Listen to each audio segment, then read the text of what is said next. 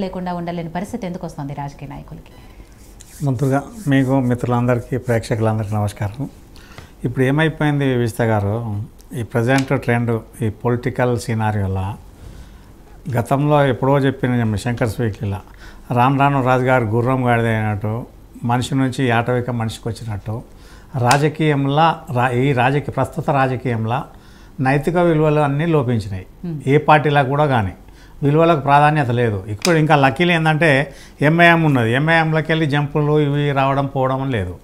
CPI ఉన్నది, CPM ఉన్నది. ఆ మూడు పార్టీలు ఏదైతే ఇంటాక్ట్ వాళ్ళు అందులో ఉన్న వాళ్ళు అందులోనే ఉన్నారు, సచ్చినా బతికినా అందులోనే కంటిన్యూ అవుతున్నారు.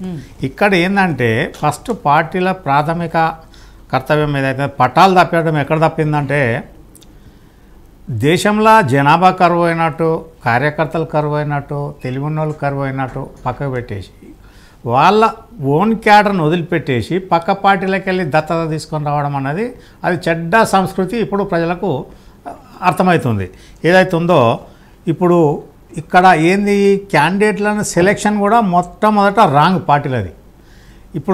ఇప్పుడు ఏదైతుందో ఈ స్పెషల్లీ మన తెలంగాణ ఆంధ్రలో కూడా డబ్బున్న వాళ్లకు టికెట్ ఇవ్వడం జరుగుతుంది. ఎక్కడైతే బిజినెస్ కమ్యూనిటీ ఉన్నారో ఈ ఎంపీలు కానీ కాంట్రాక్టర్లు పెద్ద పెద్ద ప్రొఫెషనల్స్ బిజినెస్ టైకూన్స్ లాగా ఇప్పుడు మల్లారెడ్డి కానీ మహేందర్ రెడ్డి కానీ వీళ్ళంతా పెద్ద పెద్ద బిజినెస్ ఎస్టాబ్లిష్మెంట్స్ ఉన్నాయి. ఆ తర్వాత ఎవరు పార్థసారథి రెడ్డి ఎట్రో డ్రగ్స్, మొన్న ఇచ్చిన ఎమ్మెల్సీ ఆయన ఎవరు మన గ్రనైట్ బిజినెస్ మ్యాన్, ఈ రకంగా రవిచంద్ర ఈ రకంగా టికెట్లు ఇవ్వడము చాలా పెద్ద తప్పది. ఏదైతే ఉందో వాళ్ళ క్యాడర్లో ఉన్న వాళ్ళ దాంతోనే వాళ్ళకే ఇవ్వాలి. ఇస్తే కానీ ఇంకోళ్ళు ఎదుగుతూ ఉంటారు, అయిపోతుంటుంది. ఇటువంటి ఈ దుష్ట సంస్కృతి ఏంది, ఆ పార్టీలకి ఇళ్ళ గుంజు, ఇళ్ళకి అన్న గుంజు. ఒక పార్టీ ఇప్పుడు ఒకళ్ళు విజయశాంతి 6 సార్లు పార్టీ మారింది. ఏం లాభం పాపం, రెంట జడ్డ రేవడి లాగా ఎట్లా అయిపోతుంది. ఇప్పుడు ఏంటంటే గుట్ట కింద సంతర్పణ, గుట్ట మీద సంతర్పణ. ఇక్కడ పోతే మంచిగా దొరుకుతుంది, అక్కడ పోతే మంచిగా దొరుకుతుంది అని వాడు కొండ ఎక్కే వరకు ఏమవుతుంది, అక్కడ అయిపోతుంది. కొండ దిగే వరకు ఇక్కడ అయిపోతుంది అన్నట్టు. ఈ రకంగా వీళ్ళు రాజకీయంలో ఈ పార్టీలు ఇప్పటికి కూడా బీజేపీ కానీ కాంగ్రెస్ కానీ ఏదన్నా కానీ వాళ్ళు ఓన్ పార్టీలో ఉన్న వాళ్ళకు ఇస్తే ఏదైతుందో అక్కడ లోకల్ క్యాడర్ సపోర్ట్ చేస్తుంది. వినరా, ఇప్పుడు ఈ బయటకెళ్ళి వచ్చే వాళ్ళ దగ్గర ఏమవుతుందంటే ఏది వాళ్ళకి శత్రుత్వం పెరుగుతుంది. అరే నిన్న మొన్నటి దాకా కూడా అవతలలోని వానికి నేను సపోర్ట్ చేస్తాను అన్నది యువతలోనికి ఖచ్చితంగా నాటుకొని ఉంటుంది. బూత్ లెవెల్ వర్కర్స్ కానీ అక్కడ విలేజ్ లెవెల్ కానీ కాన్స్టిట్యున్సీ లెవెల్ కానీ ఖచ్చితంగా రైవల్రీ ఉంటుంది. ఇది వదిలిపెట్టేసి ఇవాళ వీళ్ళు ఏదైతే ఇంకొకటి ఏంటంటే వీళ్ళు జంప్ అయిన వాళ్ళు టికెట్లు వాళ్ళకి రావచ్చు రాకపోవచ్చు. కాకపోతే వాళ్ళ ప్రొజెక్షన్ థింకింగ్ ఏముంటుంది అంటే యాంటిసిపేషను, రేపు ఈ పార్టీ రూలింగ్లోకి వస్తే ఏదైనా ఒక పని చేసుకోవచ్చు, లేకపోతే సైడ్ పదవి తీసుకోవచ్చు అన్న ఉద్దేశంలో కూడా వీళ్ళు పార్టీలు. ఇక్కడ టీఆర్ఎస్కి వెళ్ళి జంపు అంటే టీఆర్ఎస్ కూడా ఆ దుష్ట సంస్కృతి గతంలో పాటించింది. అందులో వచ్చిన ఇంద్రకరణ్ రెడ్డి ఏ పార్టీ, సబితారెడ్డి ఏ పార్టీ, మహేందర్ రెడ్డి ఏ పార్టీ, మల్లారెడ్డి ఏ పార్టీ, శ్రీనివాస్ యాదవ్ ఏ పార్టీ, దయాకర్ రావు ఏ పార్టీ, సుంతా లక్ష్మారెడ్డి ఏ పార్టీ, వీళ్ళందరూ తీసుకొచ్చి అక్కడ పెట్టారు కదా. వీళ్ళందరినీ జమ చేసుకునే వారు కళ్ళున్నలో కూడా ఉంటుంది కదా. వీళ్ళు ఎట్లా అంటే ఎప్పుడు కానీ చేపలు నీళ్ళు ఎక్కడ ఉంటే అక్కడ పోతాయి, వర్షం పడంగానే ఎదురెక్కుతాయి. ఆ రకంగా వీళ్ళు కూడా ఇక్కడ ఏదైతే దుకాణం బంద్ అయిపోయింది, ట్యాంకు ఖాళీ అయిపోయింది కాబట్టి పదవి కోసం వీళ్ళు ఖచ్చితంగా పోవాలి.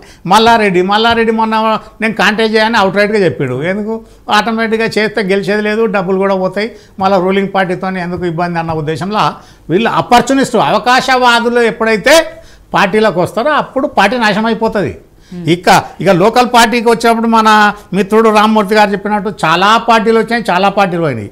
అస్సాంలో ఏజీపీ ఎక్కడో పోయింది, హర్యానాలో రీజనల్ పార్టీ ఎక్కడో పోయింది, పంజాబ్లో అకాలీదళ్ కూడా ఎక్కడో పోయింది, బీహార్లో లాలూ యాదవ్ పార్టీ ఎక్కడో పోయింది, జార్ఖండ్ ముక్తి మోర్చా, బెంగాల్లో ఇప్పుడు తృణమూల్ నడుస్తున్నాయి. గతంలో కమ్యూనిస్ట్ ఉండే తృణమూల్కి వచ్చింది. ఒరిస్సాలో ఒక్కటే ఇప్పుడు 35 ఏళ్ళ నుంచి సింగిల్ పార్టీ ఉన్నది. ఆనెస్ట్గా గడ్డివాం దగ్గర కుక్క కావాలి కాసిన పరిపాలన నడుస్తున్నది. నిన్ననే ఆయనే ఇంటర్నేషనల్ స్టాండర్డ్లా ఇండోర్ అథ్లెటిక్ ఆడిటోరియం ఓపెన్ చేసి నిన్ననే ఓపెన్ అయింది. అది టీవీలో మీరు చూసినారో లేదు చూడండి. ఆ రకంగా డెవలప్మెంట్. తమిళనాడు అయితే వాళ్ళు బద్ధ శత్రువులు హిందీ భాషకు. వాళ్ళు ఏదైతే ఉందో ఊరందరూ ఒకదారి ఊల్పికట్టది ఒకదారి అన్నట్టు వాళ్ళ దారి వేరన్నట్టు. అది ఇక కర్ణాటకలో కూడా పాపం ఆయన ఎవరు మన కుమారస్వామి పార్టీ దేవగౌడ పార్టీ అది కూడా వచ్చింది, అయిపోయి ఆఖరికి జీరోకి వచ్చింది. ఇక మన కేరళలో కూడా ముస్లిం లీగ్ అన్నది కంటిన్యూ అవుతుంది, వాళ్ళది అదో రకంగా పార్టీ. ఇక్కడ ఏపీలో తెలుగుదేశం వచ్చింది, తర్వాత ఇప్పుడు వైఎస్ఆర్సీపీ వచ్చింది, తర్వాత తెలంగాణలో మొన్న బీఆర్ఎస్ వచ్చింది.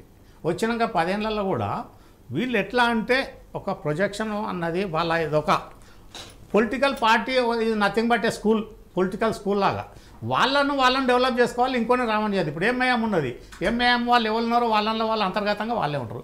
సిపిఐలో కూడా వాళ్ళే ఇచ్చుకుంటారు కదా. ఈ రకంగా వీళ్ళు ఆ సిస్టము అడాప్ట్ చేసుకుంటే ఇవాళ ఈ క్లిష్ట పరిస్థితి రాదు. వచ్చినంత మాత్రాన వీళ్ళు కాంగ్రెస్లోకి వెళ్ళి ఇంట్లోకి జంప్ అయినా, అందుకెళ్ళి ఇంట్లోకి జంప్ అయినా, ఏ జంప్ అయినా అవకాశవాద జంపింగ్లో ఇది ఖచ్చితంగా. ఇప్పుడు ఏదైతే ఉందో బీఆర్ఎస్ 5 ఏళ్ల దాకా, ఇప్పుడు ఏమైంది 2005 దాకా ఎలక్షన్లలో ఎప్పుడైతే ఉన్నదో కానీ 2 కోట్లు 2 కోట్లు 3 కోట్లు పెడితే ఎక్కువ ఉండే. ఎప్పుడైతే డబ్బు ప్రవాహం ఎక్కువైపోయిందో, ఇన్ఫ్లేషన్ ఎక్కువైపోయిందో, వీళ్ళ అధికార దాహం ఎక్కువైపోయింది, వాళ్ళ బిజినెస్ ఎక్స్పాన్షన్ ఎక్కువైపోయింది. కాబట్టి వీళ్ళందరినీ ఎట్లా కాపాడుకోవాలన్న దాని మీద ఖచ్చితంగా జంపింగ్కి వస్తారు. ఇక్కడ రీజనల్ పార్టీ కూడా గతంలో కేసీఆర్ చేసిన తప్పేంది, దొంగలను లోపల తీసుకొని పార్టీ ఏదైతే ఉందో తెలంగాణ విద్రోహులను లోపల తీసుకొని తెలంగాణ ఉద్యమకారులను బయటకు పంపేయడం ఆయనకి ఇలా ఈ దుష్ట పరిస్థితి వచ్చింది. అదొకటి. మళ్ళీ ఇక్కడ ఈ రీజనల్ పార్టీలు ఏమొస్తుంది, ఫ్రీడమ్ ఉండదు, ఫ్యామిలీ రూలింగ్, ఫ్యామిలీ మెంబర్స్ తప్ప మిగతా వాళ్ళకు ఏముండదు. వాళ్ళు చెప్పింది ఏమన్నా నథింగ్ బట్ పపెట్స్ లాగా. ఇట్టి పరిస్థితులలో వీళ్ళు ఎలా ఉంటుందా పోతుందా అనేది రేపు పార్లమెంట్ ఎలక్షన్ తర్వాత ఇంకా జనాలు బయటకు వస్తూనే ఉంటారు. ఎందుకంటే అధికారం లేకపోతే ఇప్పుడు తహతహాలు ఆడిపోతున్నారు, ఎండకు మాడిపోయి చెట్టు నీడకు రావాలన్న పరిస్థితిలో ఉన్నారు. కాబట్టి బీజేపీ కూడా ఈ పరిస్థితి రాకూడదు. బీజేపీకి ఎన్నో ఉన్నాయి వాళ్ళ అనుబంధ సంస్థలు, వాళ్ళ ఆర్ఎస్ఎస్ ఉన్నది, ఆర్ఎస్ఎస్ కార్యకర్తలు ప్రచారకర్తలు చాలా ఉన్నారు. వాళ్ళని వదిలిపెట్టేసి వాళ్ళని తీసుకొని వచ్చి వీళ్ళు కూడా కలుపుకోవడము తెలంగాణ అన్నది, తెలంగాణలో బీజేపీ ఎందుకు ఎదగలేదు అన్నది వాళ్ళ అవగాహన ఇదివరకు రాలేదు. వాళ్ళు వచ్చిన వాళ్ళు కూడా ఏదైతే ఉందో పనికొస్తారా, ఉంటారా, పోతారా అన్నది లేదు. వాళ్ళది ఏంటంటే వాళ్ళ మంచి సంస్కృతి, ఇష్టానుసారము ఏదైతే ఉందో పబ్లిక్లో ఫ్రీడమ్ ఆఫ్ ఎక్స్ప్రెషన్ అన్నది వాళ్ళ పార్టీలోకి వచ్చిన తర్వాత అది క్లోజ్ అయిపోయి సీల్ అయిపోతుంది. అది నిన్న పార్టీలో జాయిన్ అయినప్పుడు ఈ 5 జాయిన్ అయినప్పుడు లక్ష్మణ్ ఏం స్టేట్మెంట్ ఇచ్చారు, డబుల్ ఇంజన్ సర్కార్ వస్తుంది, ఎక్కడికి వెళ్ళి వస్తుంది, ఎట్లా వస్తుంది, అది వాళ్ళ రూట్ వాళ్ళు నరుక్కుంటున్నారు. వాళ్ళ ఏలైతే ఉన్నారో వాళ్ళ గుడిసె వాళ్ళు తగులబెట్టుకుంటారు. అటువంటి స్టేట్మెంట్లు ఇవ్వకూడదు. ఎట్లా వస్తుంది, వాళ్ళకున్న 8 మందితోని డబుల్ ఇంజన్ సర్కార్ ఏ రకంగా చేస్తారు, బీఆర్ఎస్తో కలుస్తారా, కలిసేంత మాత్రాన ఏమవుతుంది, కాంగ్రెస్లోకి వెళ్ళి గుంస్తారా, ప్రజలు గ్రహిస్తారు, ప్రజలలో ఇంకా చాలా చెడ్డ పేరు వస్తుంది. అటువంటి అప్పుడు వీళ్ళు ఏదైతే ఉందో ఈ పరిస్థితి పోవడం అన్నది ఇవాళ రేపు కామన్ అయిపోయింది.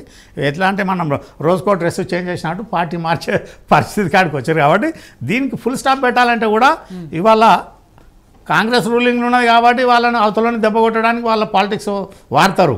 ఇక్కడ లోకల్ పాలిటిక్స్లో ఇప్పుడు బీజేపీ ఉన్నది, బీజేపీ అవతల ఎవరు పడితే వాళ్ళని తీసుకోవాల్సిన అవసరం లేదు, గెలిస్తే గెలిచారు. ఎట్లా ఇప్పుడు ఒకటి మోడీ ఇమేజ్ ఉన్నది, మోడీ ఇమేజ్ ఉన్నప్పుడు కుక్కర్ నిలబెట్టినా గెలుస్తుంది. అటువంటి అప్పుడు అందుకెళ్ళి తీసుకొచ్చి ఇంట్లోకి వాళ్ళు అది ఆహ్వానం పంపకూడదు, వాళ్ళని రానియకూడదు. బీబీ పాటిల్ నినాక మొన్న జైన్ కాగానే ఇమ్మీడియట్ టికెట్ కన్ఫర్మ్ చేయడం అనేది అది చాలా పెద్ద తప్పది. అక్కడ ఆల్రెడీ ఆశావాదులు ఉన్న వాళ్ళ పరిస్థితి ఎట్లుంటుంది, వాళ్ళు రివర్స్ కొడతారు. వీళ్ళు ఎప్పుడైతే కానీ మెరిట్స్ డిమెరిట్స్ ఈక్వల్ ఉంటాయి, లాభం అంత ఉంటుంది, నష్టం కూడా అంతే ఉంటుంది. దాన్ని అవగాహన ఏదైతే ఉందో పొందుపరచుకొని వీళ్ళు ఇది చేస్తే ఇక్కడ మారడానికి 2 మార్గాలు. ఒకటి పార్టీ అన్న సిద్ధాంతం మార్చుకోవాలి, లేదంటే రేపు ఓటర్లు ఇదన్నీ గ్రహించి సాగు దెబ్బ కొడితే కానీ ఈ మార్పిడి ఏదైతే ఉందో పార్టీ మారే సంస్కృతి కంట్రోల్ అవుతుంది.